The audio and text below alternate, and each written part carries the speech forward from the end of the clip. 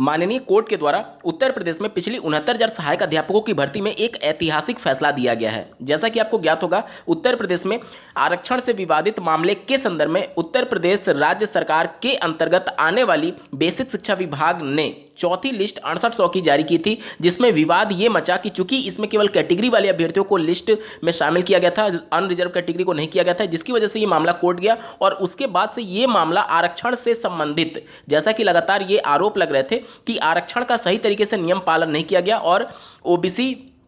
जो आयोग है उसके द्वारा भी रिपोर्ट सबमिट किया गया कि 27% ओबीसी का आरक्षण नहीं दिया गया, एसटी का आरक्षण नहीं दिया गया, जिसके बाद से ये मामला बहुत ज़्यादा तूल पकड़ा और ये मामला कोर्ट गया, जिसके बाद से माननीय कोर्ट ने आज ऐतिहासिक फैसला देते हुए पूरी 69,000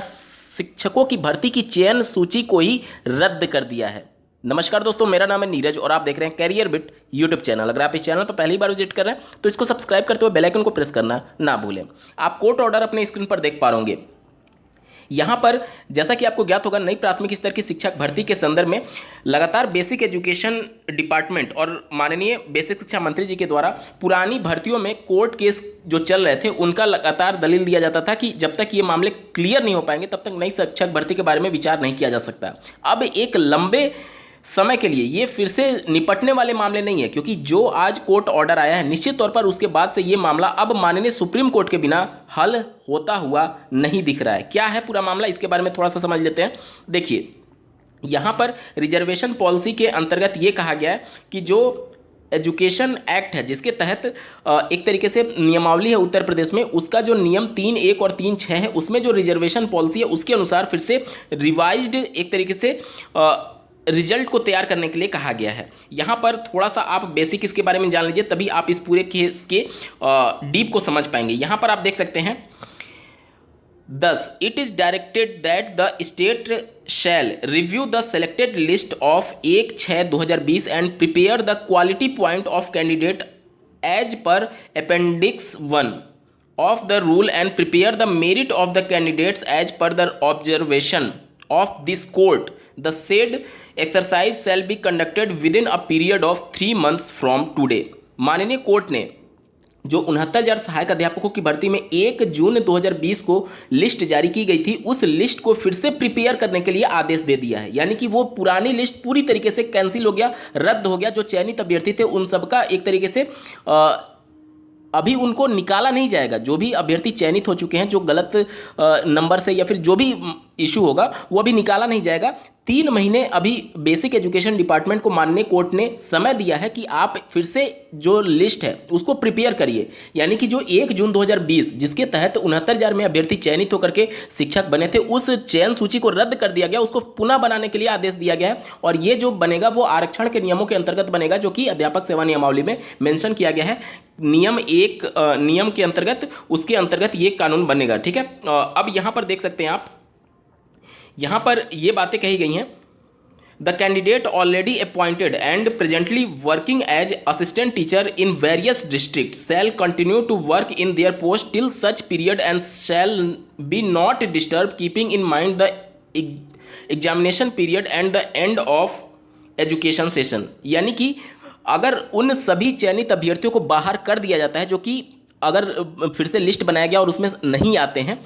क्योंकि आरक्षण का सही तरीके से पालन नहीं हुआ, ये माननीय कोर्ट भी मानती है। अब उसके बाद से आरक्षण के नियमों को पालन करते हुए जाहिर सी बात है जो सेलेक्ट नहीं होने चाहिए थे आरक्षण के अंतर्गत वो भी सिलेक्ट हुए होंगे, तो उनको अभी बाहर करने से क्या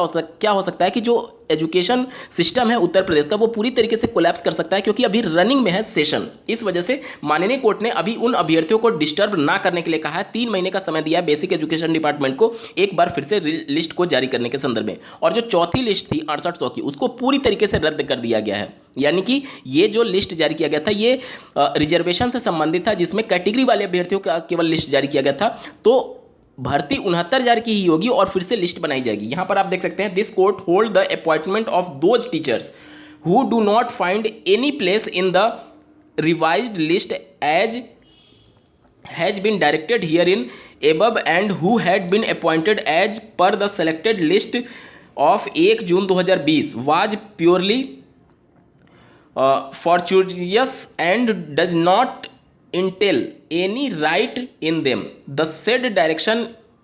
is in conformity to the interim order 7th December 2020, wherein this court, while issuing notice to the affected person, directed that in the meantime appointments made on the post of assistant teacher shall be subjected to final decision of these petitions। यानी कि माननीय court के अंतर्गत जो ये याचिका दायर की गई थी उसके अनुसार जब नया लिस्ट तैयार कर लिया जाएगा वो सब कुछ माननीय कोर्ट के अंतर्गत होगा, मतलब कि उनके सुपरविजन में होगा, और जो चयनित हो चुके हैं शिक्षक उनका जो होल्ड पर रखा जाएगा वो भी कहीं ना कहीं एक तरीके से खतरे की घंटी है, आप मान सकते हैं। क्योंकि जाहिर सी बात है जब रिजर्वेशन में कुछ सही से रिजर्वेशन को लागू नहीं किया गया तो जाहिर सी बात है अनरिजर्व और जो कट ऑफ जो था वो फिर से पुनः कट ऑफ डिसाइड होगा। जैसा कि आपको ज्ञात होगा कि जब बेसिक एजुकेशन डिपार्टमेंट के द्वारा लिस्ट जारी की गई थी तो उसमें अभ्यर्थियों का डिटेल ही नहीं दिया गया था कि कौन अनरिजर्व कैटेगरी से बिलोंग करता है, किसका क्वालिफाइंग मार्क्स कितना है, मतलब कहने का मतलब कट ऑफ कितना है और कितना कट ऑफ पर कौन सा कैटेगरी का अभ्यर्थी चयनित हुआ था। ये सभी पारदर्शी तरीके से नहीं हो पाया था। इसी वजह से माननीय कोर्ट ने पुनः लिस्ट को बनाने और सब कुछ डेटा अब की वेबसाइट पर पब्लिश करने के लिए आदेश दिया है। यानी कि अब बेसिक एजुकेशन डिपार्टमेंट कुछ भी आंकड़ा छुपा नहीं सकता है। माननीय कोर्ट ने ये स्पष्ट शब्दों में आदेश दिया है। आगे देखिए, in the overwhelming facts as narrated herein above, wherein apparently the teachers who have been appointed and working since the last more than 2 years were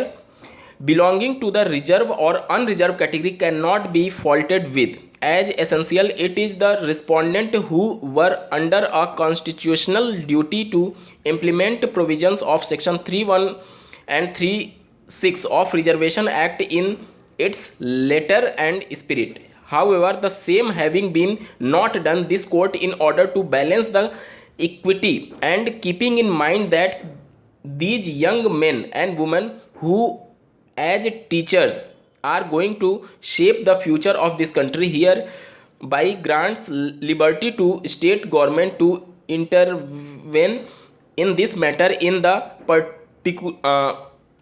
peculiar facts of the present case and frame a policy for adjustment of these teachers whose may be ousted by a revision in selected list date 1/6/2020 in light of explication provided in the case of ousted candidate in the judgment passed by Honorable Apex Court in case of गौरव प्रधान। तो यहाँ पर साफ शब्दों में ये कहा गया है कि राज्य सरकार का ये विषय होगा कि वो इन अभ्यर्थियों को किस प्रकार से ट्रीट करती है, क्योंकि जब नया लिस्ट जारी होगा तो जाहिर सी बात है कुछ बंदे बाहर भी होंगे और कुछ नए बंदे अंदर भी आएंगे। तो जो नए बंदे अंदर आएंगे जाहिर सी बात है वो तो एक तरीके से चयन पाने के लिए अधिकारित हैं, क्योंकि जब लिस्ट ही गलत है जिसे माननीय कोर्ट ने रद्द कर दिया, 69,000 की पूरी ही लिस्ट गलत है, तो निश्चित तौर पर नए अभ्यर्थी भी अंदर आ सकते हैं। अब जब नए अभ्यर्थी अंदर आएंगे और पहले से 69,000 सेलेक्टेड हो चुके हैं तो जाहिर सी बात है कॉन्फ्लिक्ट होगा, और उसकी वजह से जो इन सर्विस टीचर्स हैं जो कि लिस्ट में नहीं आएंगे, जब दोबारा लिस्ट बनेगी तो उन पर राज्य सरकार को फैसला लेना है कि वो किस प्रकार से इन अभ्यर्थियों को ट्रीट करती है। अब राज्य सरकार के ऊपर पूरी तरीके से डिपेंड करेगा कि वह इनको बाहर करना चाहती है या फिर अंदर रखना चाहती है। वैसे उन कैंडिडेट्स की कोई भी गलती नहीं है, गलती है बेसिक एजुकेशन डिपार्टमेंट की, जो कि सही तरीके से लिस्ट नहीं बना पाया पारदर्शी तरीके से, जिसके बाद से ये मामला माननीय कोर्ट गया और माननीय कोर्ट ने उस पूरी लिस्ट को रद्द करते हुए नए तरीके से लिस्ट को बनाने का आदेश दिया है। तो निश्चित तौर पर उन अभ्यर्थियों का कुछ फॉल्ट नहीं है, और अगर उनको राज्य सरकार बाहर करती है तो निश्चित तौर पर वो फिर से माननीय कोर्ट का दरवाजा खटखटाएंगे कि उनकी क्या गलती है। ये मामला माननीय सुप्रीम कोर्ट जाना लगभग तय है, और अगर ये मामला सुप्रीम कोर्ट गया तो मान करके चलिए आज से लगभग 2-3 साल तो ये मामला निपटने वाला नहीं है। और राज्य सरकार लगातार ये दलील देती है कि जब तक पुरानी भर्तियों के मामले माननीय कोर्ट से निस्तारित नहीं हो जाते तब तक नई शिक्षक भर्ती के रास्ते नहीं खुल सकते। तो निश्चित तौर पर ये नई शिक्षक भर्ती के लिए भी एक काले बादल के समान होगा, जो कि पुरानी भर्तियों का जो साया है वो पीछा छोड़ने का नाम नहीं ले रहा है, और नई शिक्षक भर्ती पर काले बादल के साए लगातार मंडरा रहे हैं इन सभी मामलों को लेकर के। आपको क्या कुछ कहना है कमेंट के माध्यम से जरूर बताइएगा, और ऐसे ही महत्वपूर्ण अपडेट के लिए चैनल को सब्सक्राइब करना ना भूलें। इस वीडियो को देखने के लिए आपका बहुत बहुत धन्यवाद। भगवान करे आपका दिन शुभ हो।